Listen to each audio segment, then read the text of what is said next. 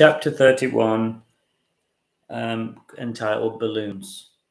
As soon as they got home, Kate was surprised to see the balloons hanging from the ceiling, and she opened the kitchen door to see her mum and Tom, her mum with Tom, sat around the kitchen table, and in the middle of the table there was a massive chocolate cake covered with red, yellow, and green candles. It was quite a homecoming, thought Kate, and Snowy's eyes were bright with excitement. She knew that the cake and the balloons were all for her. She was feeling very hungry and she couldn't wait to pounce on the delicious looking cake. Everyone was happy and smiling. They were so pleased to have Snowy back after her escapade. Mary and Kate were looking at Snowy with adoring eyes, but Jack was frowning a little. He was always on edge with cats and dogs. You never know what they are going to do next, he often thought.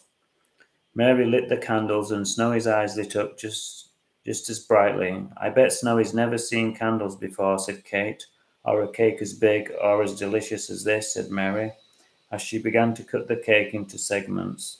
A lovely chocolatey smell filled the room, and Snowy's taste buds began to burst like fireworks.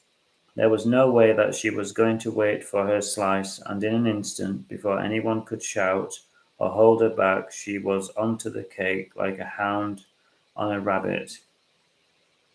Snowy stuck her cute face into the cake, and her little paws slid and slipped across the icy surface.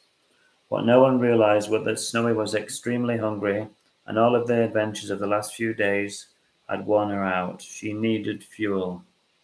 "Oh, Snowy," said Kate as she tried to lift her off the humongous cake. "Watch those candles," said Mary, as Snowy's paws hovered over them and threatening to extinguish them. Tom groaned inwardly. He knew this was going to happen. "I'll get her," he said, leaning over the cake and too close to the candles. His tie hovered over the growing flames as he struggled to grab Snowy, who was nose first into the delicious cake. Tom leaned further over as the cake wobbled and the table wobbled. "Got you," he said, as he lifted Snowy up and over the destroyed cake, which was dropping everywhere like confectionery bombs. "What's that smell?" said Kate. "It smells like burning candles," said Mary. "It's not burning candles, it's a burning tie." "Oh God," said Tom, as his once treasured old school tie began to frazzle and to singe like bacon in a pan. Tom ran to the kitchen, smoking away as he went, and as he went, Mary looked at Kate and Kate looked at Mary. It was obviously a serious incident, but they couldn't help collapsing into a fit of hysterical giggles. Tom came back in. He was sweating profusely, his tie destroyed. "That cat is a catastrophe," he said. Mary and Kate couldn't stop laughing, despite the seriousness of the situation.